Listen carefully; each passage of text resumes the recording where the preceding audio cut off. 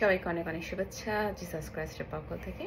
আজকেও আমরা ভগবত গীতার আমি শ্লোক নাম্বার 29 নাম্বারটা নিয়ে এসেছি এবং আজকে আমরা জানবো আসলে প্রত্যেকটা শ্লোকে আমরা জানছি পড়ছি আমাদেরও হাত পা কাঁপছে ভয়, এতটা গণহত্যার কিতাব এটা যে অর্জুন পর্যন্ত মূর্ছা যাচ্ছে, অবশ হয়ে যাচ্ছে এবং তিনি বারবার তিনি মানে কাঁপতে কাঁপতে পড়ে যাচ্ছেন এবং শ্রীকৃষ্ণকে বারবার রিকোয়েস্ট করছেন যে আমি গণহত্যা করতে পারবো না, কিন্তু শ্রীকৃষ্ণের মধ্যে তার ভগবত ভক্ত ভক্তিটা আমি খুঁজে পাইনি। ওকে, আচ্ছা চলুন কথা না বাড়িয়ে জানা যাক যে শ্লোক নাম্বার 29 কি লেখা আছে।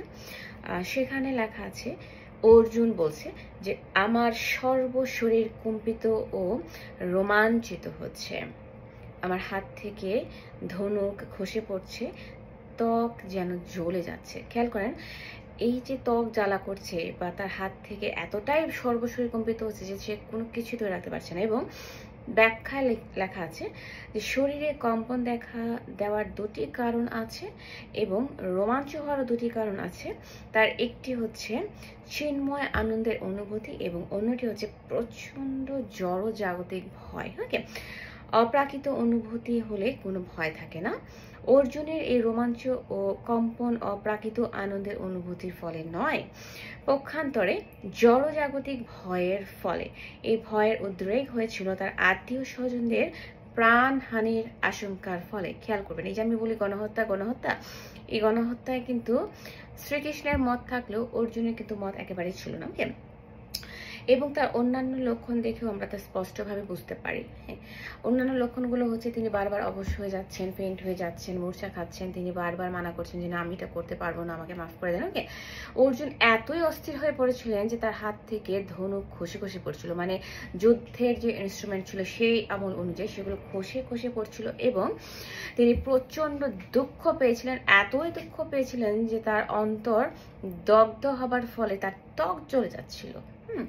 আমরা তো জানি যে আসলে ত্বকটা জ্বলে কখন, আগুনে ঝলসে গেলে, ইলেকট্রিসিটির বার্ন, শকিং খেলে বা অন্য কোনো বার্ন হলে কিন্তু ত্বকটা জ্বলে যায়। কিন্তু এখানে তার হৃদয় এত দগ্ধ হচ্ছিল অর্জুনের, শ্রীকৃষ্ণের নয়, যে তার ত্বক পর্যন্ত বার্ন হয়ে যাচ্ছিল। কি ভয়ানক একটা মানে করুণ অবস্থা তৈরি হয়েছিল সেই সময়, আপনারা খেয়াল করেন।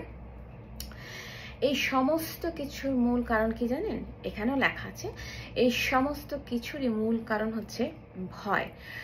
অর্জুন এই মনে করে ভীষণভাবে ভীত হয়ে পড়েছিলেন যে তার সমস্ত আত্মীয় স্বজনেরা এই যুদ্ধে হত হবে এবং এই যে হারাবার একটি ভয়, তারই বাহ্যিক প্রকাশ হচ্ছিল তার দেহের কম্পন, মানে কাঁপুনি, ওকে, রোমাঞ্চ, মুখ শুকিয়ে যাওয়া, গা জ্বালা করা ইত্যাদির মাধ্যমে। ওকে, গভীরভাবে বিবেচনা করলে আমরা দেখতে পাই যে অর্জুনের এই ভয়ের কারণ হচ্ছে তিনি তার দেহটিকে তার স্বরূপ মনে করেছিলেন এবং তার দেহের সম্বন্ধে যারা তথাকথিত আত্মীয় তাদের হারাবাসকে তিনি মোহমান হয়ে পড়ছিলেন। মানে তিনি এতটাই অস্থির হয়ে পড়েছিলেন, হ্যাঁ, যে তিনি ভাবছিলেন যে এটা কেমন করে হয়।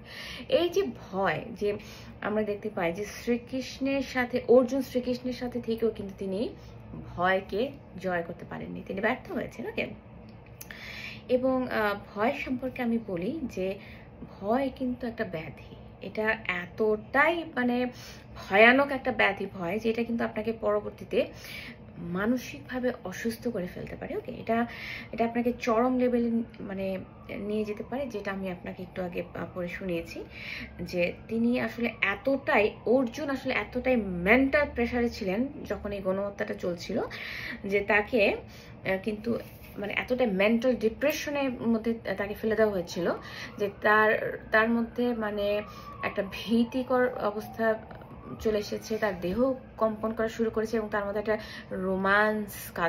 রোমাঞ্চকর একটা কাজ করা শুরু করেছে, যেটা আসলে নেগেটিভ সেন্স আমরা বলি। ওকে, সো এই ভয়কে জয় করতে হবে। খেয়াল করেন যে এই শ্রীমদ্ ভগবত গীতা এতটাই ভয়ঙ্কর গণহত্যার একটি কিতাব যে মানুষ ভয়ে মানে থরথর করে কাঁপে এবং মানুষ কি করছে না করছে নিজে বুঝতে পারে না। ওকে, সো এখন যেহেতু আপনারা শুনছেন, আশা করি আপনারা বুঝবেন। ওকে, ভালো থাকবেন সবাই।